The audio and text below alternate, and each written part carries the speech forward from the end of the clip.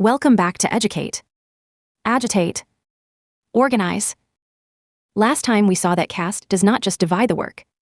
It divides the workers, splitting the very people who should have stood together so that no united revolt could ever form. Which leaves one stubborn question. If it crushes almost everyone, why does it survive at all? Think about it. For centuries, saints and reformers and poets have stood up and preached against caste. They have shamed it, sung against it, begged people to drop it. And still it stands. A thing that hurts so many should have collapsed under its own weight long ago. So how does it hold? To answer, Ambedkar asks us to look more closely at the shape of the thing. We tend to picture caste as a simple split. The high on top, the low at the bottom. Two groups, one foot on the other's neck. But that picture is too crude. And the crudeness is exactly why we miss how the trap works. Caste, he says, has two faces. In one, it divides people into separate communities. But in the second, listen to his words. In his own description of it, he writes, in its second aspect, it places these communities in a graded order one above the other in social status. A graded order. Not two steps, but a staircase with thousands of steps. Not the rich and the poor, but rank upon rank upon rank. Each one fixed a little above the one below and a little beneath the one above. And here is the line that gives the whole machine away. Each caste, he writes, takes its pride and its consolation in the fact that in the scale of castes, it is above some other caste. Sit with that. Pride and consolation. Almost no one is truly at the very bottom.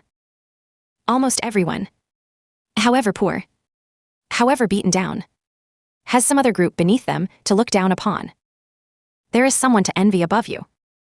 Yes, but there is also someone to despise below you. And that someone below is your consolation prize for staying inside the system. Ambedkar gives this its sharp name. The system is an ascending scale of reverence and a descending scale of contempt. As you climb, the bowing increases. As you descend, the scorn increases. And he marks it even in rites. Technically, what he calls the ashtadhikaras and sanskaras. The higher the grade of a caste. He writes, the greater the number of these rites, and the lower the grade, the lesser their number. Now watch what that design does to revolt. To overturn caste, the people at the bottom would have to unite. But graded inequality makes uniting almost impossible. Because no two groups share the same grievance. The man on the third step from the bottom does not dream of tearing down the staircase. He dreams of climbing one step. And he is terrified of slipping down onto the step below. The one he has spent his whole life learning to look down on. And this is the fresh and uncomfortable insight at the heart of it. Caste does not survive by force pressing down from the very top. It survives by consent rising up from the middle. And even from near the bottom. The cruel genius of it is this. Give nearly everyone a person to look down upon. And they will defend the very system that degrades them. Because they are far more afraid of losing their one rung of superiority than they are of the rung above. So the second lowest group becomes the guard of the lowest. The oppressed are turned into the system's own police.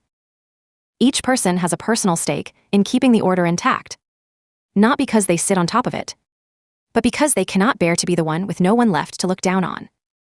That is why, for all those centuries, the people at the bottom could never quite unite. Each of them had a stake in the rung just below. And remember from before that caste even poisons the work itself. In his own words, there are many occupations in India which, on account of the fact that they are regarded as degraded by the Hindus, provoke those who are engaged in them to aversion. The stigma is built into the grading. Some labor is marked low so that other labor can feel high. The contempt is not a side effect. It is the load-bearing wall. And sitting on top of all this self-interest is something even harder to move. Belief. People do not merely tolerate the staircase. Many of them think it is holy. Ordained. The natural order of things written into the world by religion itself. Self-interest gives them a reason to keep it. Belief gives them a reason to call it good. Which brings us to the next chapter's question. If the thing is held up by ordinary people defending their own small rung, then surely you do not need to destroy it. Surely you can just be gentle, reasonable, patient, and reform it slowly from the inside. Can you? That is where we go next. This is Ambedkar's own argument from Annihilation of Caste, Volume 1 of his writings and speeches. The telling is ours.